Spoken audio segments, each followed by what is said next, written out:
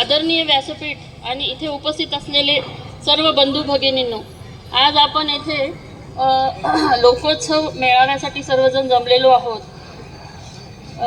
छत्रपती शिवाजी महाराजांच्या शिवराज्याभिषेकाला 350 वर्ष 6 जून 2024 रोजी पूर्ण होत आहेत. तसेच अयोध्येमध्ये श्रीरामाचे जन्मस्थानी मंदिराची प्राणप्रतिष्ठा ही जानेवारी महिन्यामध्ये होणार आहे. त्यानिमित्ताने आपण हा लोकोत्सव मेळावा आयोजित केलेला आहे. आज संविधान दिवस आहे. संविधान दिवसाच्या निमित्ताने आपल्या सर्वांना संविधान दिनाच्या हार्दिक शुभेच्छा. तसेच 26/11 रोजी मुंबई येथे जे दहशतवादी हल्ला झाला होता, तेथील जे जवान शहीद झाले त्यांना आणि निष्पाप नागरिक जे मृत्युमुखी पडले त्यांनाही आपल्या सर्वांच्या तर्फे भावपूर्ण श्रद्धांजली. आज मला जो विषय इथे बोलायचा आहे तो आहे शिवराज्याभिषेक. आज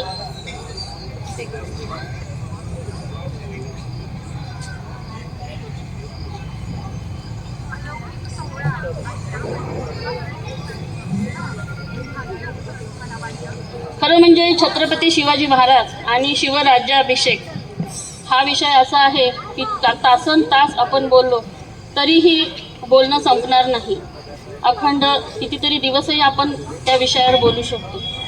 कारण छत्रपती शिवाजी महाराजांचे व्यक्तिमत्वच इतके आघात होते आणि त्यांचे कर्तृत्व, त्यांची कारकीर्द इतकी मोठी आणि आघात होती की अलौकिक होती की आपण त्यांच्या व्यक्तिमत्वाच्या वेगवेगळ्या पैलूंवर बोलण्याचा जर प्रयत्न केला तर खरंच आपल्याला चर्चा करायला अनेक दिवस लागतील. मी आज इथे व्याख्यान वगैरे काही देणार नाही आहे.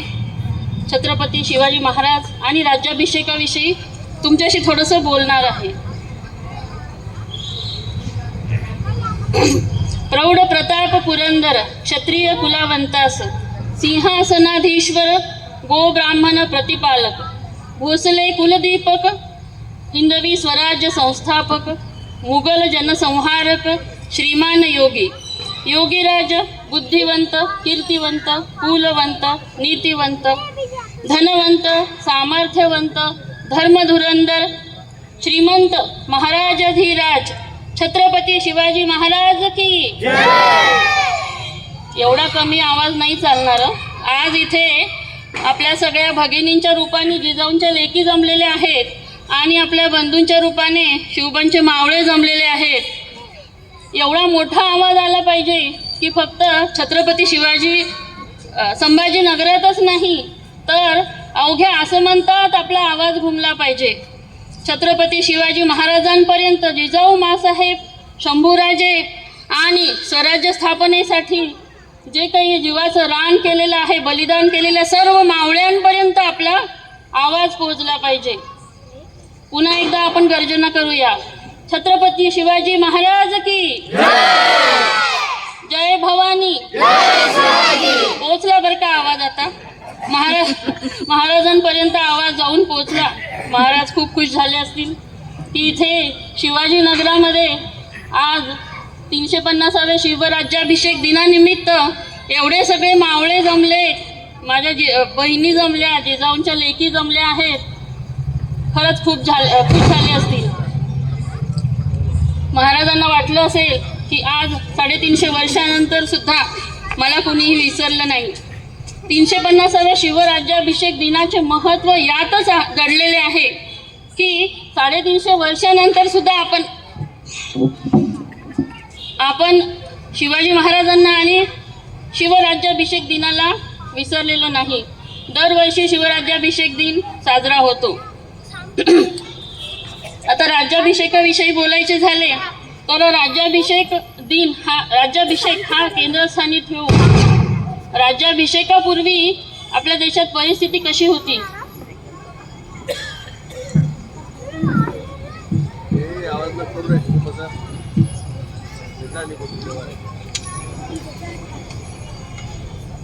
राज्याभिषेकापूर्वी आपल्याकडे परिस्थिती कशी होती.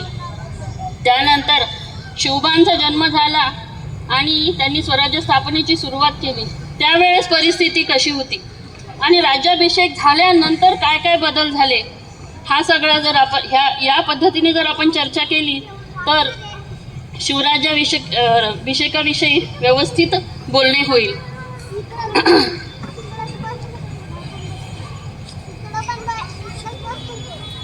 आपण आता शिवगर्जना केली की अगदी शिवकालात गेल्यासारखे वाटले की नाही? मलाही लहानपणापासून छत्रपती शिवाजी महाराजांचा अतिशय आदर. माहिती नाही, जेव्हा फार काही छत्रपती शिवाजी महाराजांबद्दल वाचलेलं नव्हतं. आपल्याला छत्रपती शिवाजी महाराज किती कळलेले आहेत बरं?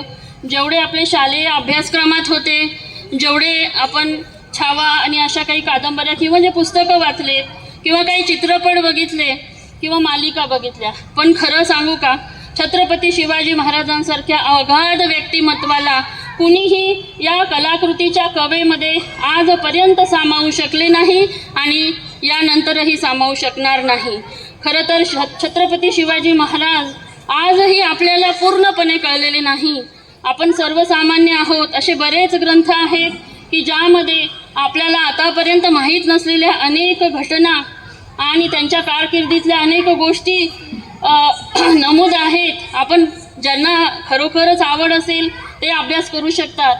मी सहजच लहानपणापासून छत्रपती शिवाजी महाराजांचा आदर वाटत असल्यामुळे काही ना काही वाचत राहिले. फार काही ग्रंथांचे डिटेल वाचन झालेले नाही आहे, परंतु जर अशा ग्रंथांचे वाचन आपण केले तर खरंच आपल्याला थोडेफार छत्रपती शिवाजी महाराज काय होते हे कळेल. मला नेहमी वाटतं की आपण शिवकाळात जन्माला आलो असतो. शिवरायांच्या स्वराज्य स्थापनेच्या कार्यामध्ये माझाही खारीचा वाटा मी देऊ शकले असते. आताच महाराजांनी म्हणाले की वीरमरण कोणाला यावे असे वाटते. मी मागे बसलेले होते. मला त्यांना सांगायचं आहे की मला खरंच वाटते मनापासून वीरमरण यावे, कारण मला अगदी लहानपणी खरंच वाटायचं की मी शिवाजी महाराजांच्या काळात का नाही जन्माला आले.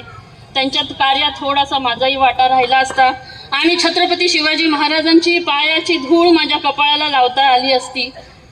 किती मोठे भाग्य. शिवरायांचे 8वावे रूप, शिवरायांचा 8वावा प्रताप, शिवरायांचा 8वावा साक्षेप भूमंडळी, शिवरायांचे कैसे चालणे, शिवरायांचे कैसे बोलणे, शिवरायांची सलगी करणे कैसे असे. आपल्यासमोरच शिवरायांच्या रूपात सर बसलेले आहेत. खरंच असं वाटतंय शिवाजी महाराज आपल्याला समोर कसे असतील थोडीशी कल्पना येते. खरंच किती छान लिहिलं आहे ना समर्थ रामदासांनी. त्यांची अलौकिक बुद्धिमत्ता, त्यांच्या महत्त्वाकांक्षा, त्यांची प्रतिभा, त्यांचे निष्कलंक चारित्र्य, त्यांची इफिशियन्सी, स्टॅमिना, त्यांचे व्यवस्थापन कौशल्य, त्यांची प्रत्येक गोष्टच अतिशय अलौकिक होती. जगामध्ये अनेक महान व्यक्ती होऊन गेले, त्यांच्याकडे काही गुण चांगले होते, परंतु छत्रपती शिवाजी महाराजांकडे मात्र सर्वच गुण अलौकिक होते. छत्रपती शिवाजी महाराज फक्त आपलेच नव्हे तर अखंड भारताचे स्फूर्तिस्थान आहेत. आपले आराध्य दैवत आहेत. त्यांचे स्थान आपल्या प्रत्येकाच्या मनात, हृदयात, आपल्या शरीराच्या नसा छत्रपती शिवाजी महाराज भिनलेले आहेत. सह्याद्रीच्या कडे कपारीत महाराष्ट्राच्या कणात छत्रपती शिवाजी महाराज भिनलेले आहे. या आभाळा एवढ्या व्यक्तिमत्वाला कसे बरं मी शब्दबद्ध करू? खरंच मला खूप संकट पडलंय बरं का. आपण शिवाजी महाराज शिवराज्याभिषेकाविषयी आपण बोलायला सुरुवात करू, कारण थोडे वेळेचं बंधन आहे. तर शिवछत्रपतींच्या जन्मापूर्वी आपल्या भारतात काय परिस्थिती होती? आपल्या देशावर इस्लामिक सत्तेचे सावट होते. भारतातील बलाढ्य हिंदू साम्राज्य लयास गेल्यानंतर अनेक शतके चौफेर धर्मांध मुस्लिम पातशहांचा अत्याचार प्रजा झेलत होती. या अत्याचारांची भीषणता एवढी होती की हिंदू राजाचे साम्राज्य यापुढे कधीच होणार नाही अशी भीती प्रजेमध्ये निर्माण झाली होती. उत्तरेत मुघलांचे साम्राज्य आणि दक्षिणेमध्ये आदिलशहा, निजामशहा आणि कुतुबशहाचे साम्राज्य होते. महाराष्ट्रातील जनता ही गुलामगिरीमध्ये जगत होती. रयतेवर अनेक भीषण अत्याचार केले जात होते. शारीरिक, मानसिक आणि धार्मिक असे ते अत्याचार होते. राज्यातील माता भगिनी सुरक्षित नव्हत्या. कुठलीही स्त्री बाहेर पडली, एखादी सुंदर स्त्री केव्हाही उचलून घेऊन जात होते, अत्याचार होत होते, मंदिरे भग्न केली जात होती, धर्मांतर केले जात होते. गैर मुस्लिम जनतेवर जिझिया नावाचा अतिशय मोठा कर, दरडोई वार्षिक कर लादला जात होता. आणि तुम्हाला कोणाला माहिती असेलच कदाचित तुमच्यापैकी कोणाला, हा जिझिया कर जेव्हा वसूल केला जात होता त्यावेळेस अक्षरशः त्यांच्या तोंडावर थुंकण्याचे बिभत्स कृत्य होत होते. हिंदूंमध्ये सुद्धा ऐक्य राहिले नव्हते. हेवे दावे, वतनासाठीची भांडणे, जातीभेद इत्यादी प्रकार खूप वाढले होते. राजपुतांनी 3 शतकं जवळपास प्रयत्न केला या परकीय आक्रमणांना परतवून लावण्याचा, परकीय शत्रूला परतवून लावण्याचा, परंतु त्यांना यश आले नाही. उत्तरेत मुघलांचे अत्याचार अतिशय भयंकर स्वरूपाचे होते.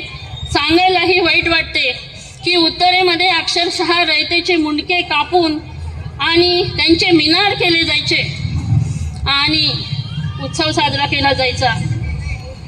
गोव्यात अनेक अत्याचार तर असे होते, खरंच मी शब्दात व्यक्त करू शकणार नाही. वाचूनच डोळ्यामध्ये अश्रू आले. तिकडे गोव्यामध्ये तर अंगात तेलाचे भिजवलेले डगले, म्हणजे अंगात तेलामध्ये बुडवलेले डगले कपडे घालून अक्षरशः त्यांना पेटवून दिलं जायचं. साधारण 1629 आणि 2930च्या दरम्यान जिजाऊ माँसाहेब स्वराज्याचे स्वप्न उराशी घेऊन आणि स्वराज्याचा अंकुर उदरात घेऊन शिवनेरीवर आल्या. 19 फेब्रुवारी 1630 रोजी शिवबांचा जन्म झाला. दीन, दलित, पीडित, अन्याय अत्याचाराने त्रस्त अशा रयतेला एकत्र आणून स्वाभिमानाने आणि सन्मानाने जगण्याची दिशा दाखवणारा महापुरुष जन्माला आला.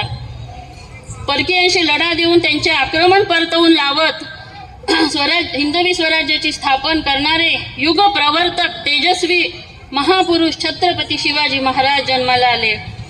स्वराज्य स्थापनेचे बाळकडू पाजत आणि रामायण महाभारतातल्या गोष्टी सांगत जिजाऊ माँसाहेबांनी त्यांना घडवले, संस्कार दिले आणि घडवतानाच त्यांना स्वराज्याचे स्वप्न दाखवले.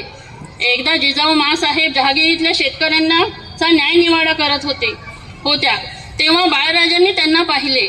बाळराजांनी विचारले, माँसाहेब, न्याय हा द्यावा लागतो का? जिजाऊ माँसाहेब उत्तरल्या, होय बाळराजे, न्याय हा द्यावा लागतो. अन्याय हा होत असतो आणि न्याय हा द्यावा लागतो. दुर्बलांवर अन्याय करणे हा दुर्जनांचा स्वभाव असतो आणि दुर्जनांचा अन्याय दूर करणे हा राजधर्म असतो. परंतु राजदंडाशिवाय न्याय देणे शक्य नसते.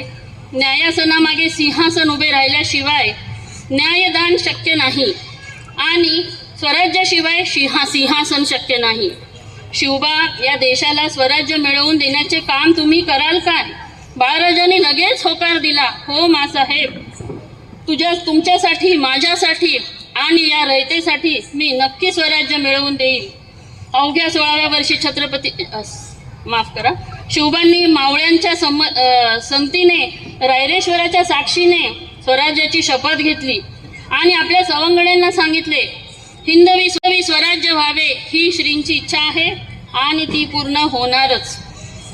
तेव्हापासून शिवरायांची मावळ्यांच्या साथीने स्वराज्याच्या दिशेने जी घोडदौड सुरू झाली ती शेवटपर्यंत, स्वराज्य स्थापनेपर्यंत थांबलीच नाही. अवघ्या 17व्या वर्षी त्यांनी तोरणा काबीज केला. लगे त्याच वर्षी कोंढाणा आणि पुरंदरही सर केला. त्यानंतर शिवाजी महाराजांची घोडदौड चालूच राहिली. अनेक लढाया, अनेक मोहिमा, कितीतरी किल्ले जिंकले, कितीतरी किल्ले बांधले, कितीतरी किल्ल्यांची डागडुजी केली. आदिलशहा आणि मुघलांना अक्षरशः सळो की पळो करून सोडले. परकीय शत्रूला शिवाजी या नावाची अक्षरशः धडकी भरली. त्यांना शिवाजी नाव ऐकलं तरी थरथर कापावे अशी भीती बसली. त्यांच्या नावाचा वचक निर्माण झाला. शिवरायांनी स्वतःचे आरमार आणि नौदलही उभारले. त्यांचे प्रशासन अतिशय सुसंघटित आणि लष्कर अतिशय शिस्तबद्ध होते. आताच मी अत्याचाराविषयी बोलले. 1667 साली गोव्यातील पोर्तुगीजांनी एक आदेश काढला की जे काही रोमन कॅथॉलिक लोक असतील तेवढेच फक्त गोव्यामध्ये राहतील म्हणजे जे काही रोमन कॅथॉलिक नाही आहेत त्यांनी आपले सगळे घरं दारं इस्टेटी सोडून निघून जावे, नाही तर रोमन कॅथॉलिक बनावे. हे शिवाजी महाराजांना कळाले. महाराज लगेच गोव्यात आले आणि महाराजांनी रोमन कॅथॉलिक 4 पाद्रींसह रोमन कॅथॉलिक 1500 लोकांना पकडून आणायला सांगितले. त्या 1500 लोकांना पकडून आणले आणि त्या 4 पाद्री लोकांना छत्रपती शिवाजी महाराज म्हणाले की तुम्ही हिंदू धर्म स्वीकारा, आमचा धर्म स्वीकारा. त्यांनी स्पष्ट नकार दिला. तिथल्या तिथे त्यांचे मुंडके उडवण्यात आले आणि तेच उडवलेले मुंडके गोव्याला पाठवण्यात आले. आणि त्याच क्षणी जो काही आदेश निघाला होता रोमन कॅथॉलिक बद्दल तो तत्क्षणी कॅन्सल करण्यात आला. म्हणजे गनिमी काव्याचे तंत्र वापरून शिवाजी महाराजांनी मोगल आणि आदिलशहाशी यशस्वी सामना केला आणि एक सामर्थ्यशाली राज्य उभे केले, स्वराज्य उभे केले. स्वराज्य म्हणजे काय बरं? स्वराज्य म्हणजे स्वतःचे राज्य, जिथे स्व जपला जातो असे राज्य, स्वाभिमानाने ताठमानेने जगता येते, जिथे स्वधर्माचे रक्षण होते, स्वधर्म रक्षण, असे राज्य म्हणजे स्वराज्य. श्रीकृष्णाचे संपूर्ण आयुष्य धर्माची स्थापना करण्यातच गेले. म्हणजे अधर्मावर आणि अविवेकावर विवेकाने मात करणे, अन्याय आणि अत्याचाराविरुद्ध लढणे म्हणजेच खरा धर्म. तेच काम छत्रपती शिवाजी महाराजांनी सुद्धा केले. म्हणूनच समर्थ रामदास म्हणतात, या भूमंडळाचे ठाई धर्मरक्षी ऐसा नाही, महाराष्ट्र धर्म राहिला काही तुम्हा कारणे.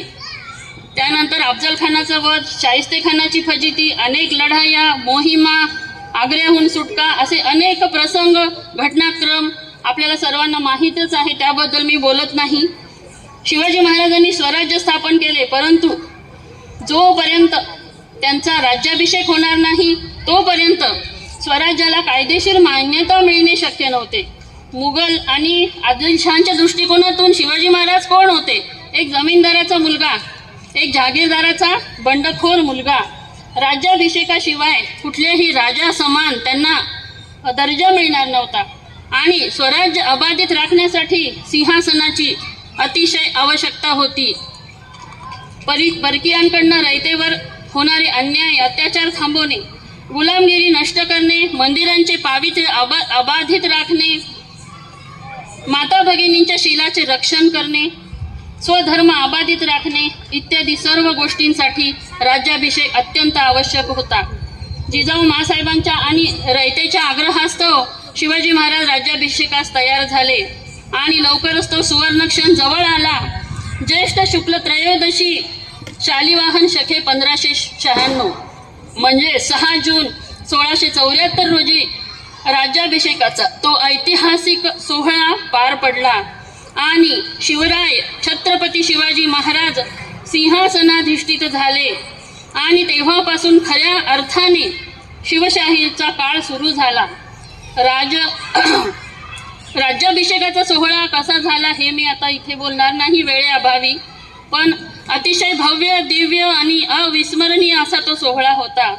राज्याभिषेकाच्या वेळी शिवाजी महाराजांनी अष्टप्रधान मंडळ स्थापन केले होते आणि त्यांच्या सहाय्याने राजकारभार बघायचा ठरवला होता. शिवराज्याभिषेकाचे परिणाम काय काय झाले याचा जर आपण विचार केला तर शिवराज्याभिषेक हा इतिहासातील अतिशय महत्त्वाचा सुवर्णाक्षराने लिहून ठेवण्यासारखी घटना आहे. केवळ राज्याभिषेक नव्हता तर तो एक परकीयांना धडकी भरवणारी ती एक घटना होती.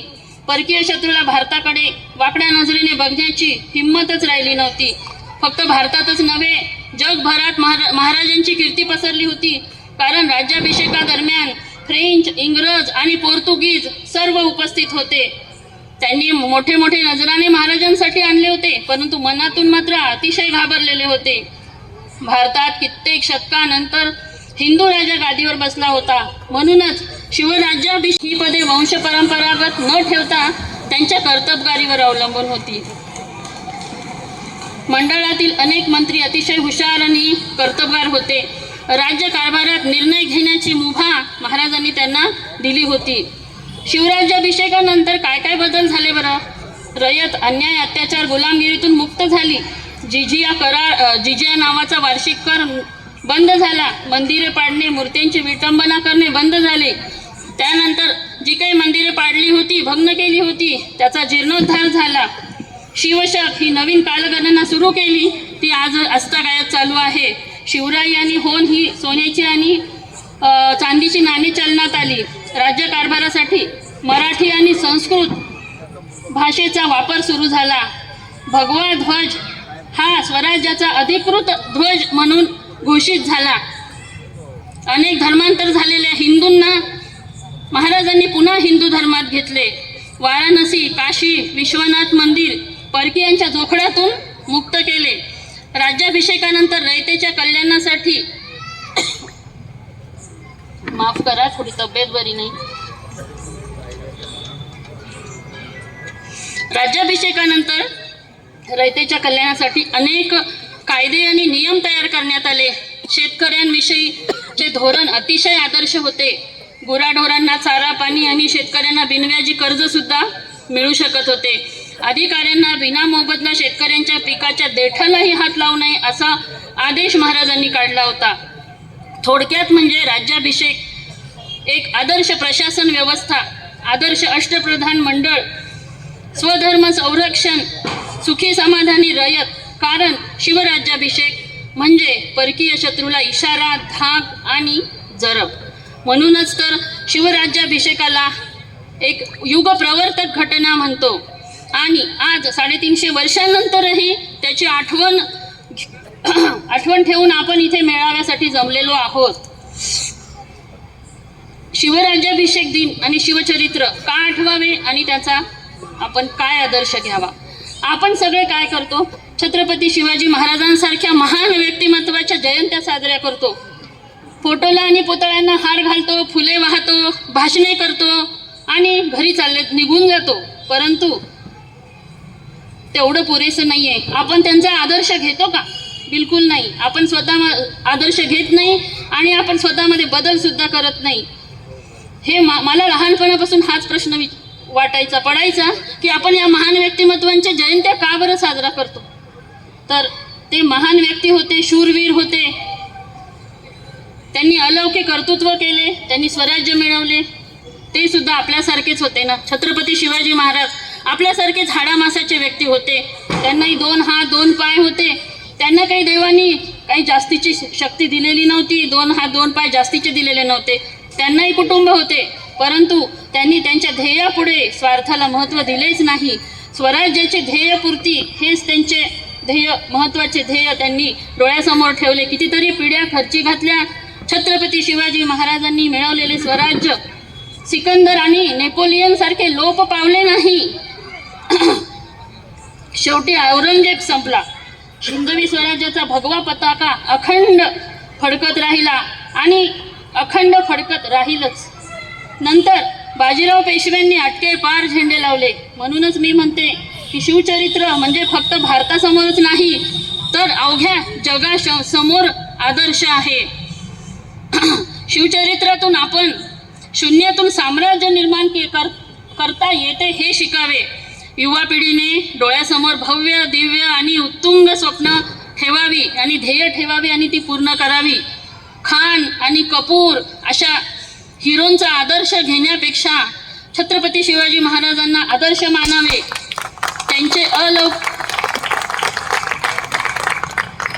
त्यांचे अलौकिक गुण आपल्या अंगी बाणवावे.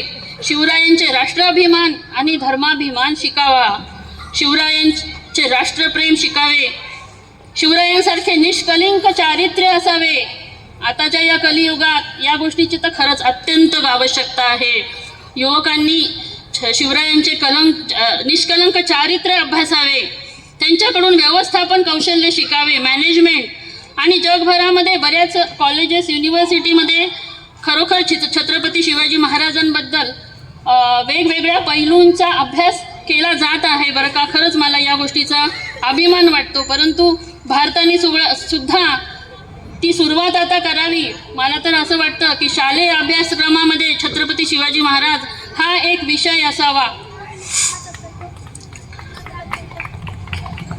आज भारत देश जरी स्वतंत्र झालेला असला तरी आपल्याला सर्वांना जाणीव आहे की चहूबाजूंनी आपण परकीय शत्रूंनी वेढले गेलेलो आहोत आणि चहूबाजूंनी भारत पोखरला जातोय, कारण चहूबाजूंनी धर्मांतर होत आहे आणि अतिरेकी कार्यवाह्या होत आहेत.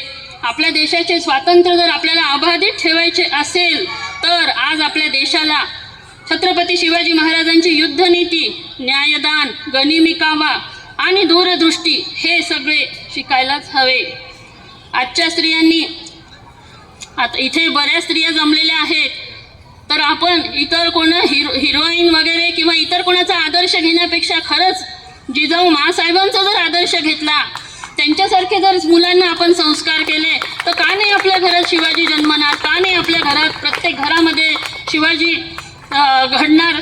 म्हणूनच तर समर्थ रामदास स्वामी म्हणतात, सकल सुखांचा केला त्याग म्हणून साधिजे योग, राज्य साधनेची लगबग कैसी केली, शिवरायांसी आठवावे जीवित तृणवत मानावे, इहलोकी परलोकी उरावे कीर्ती रूपे.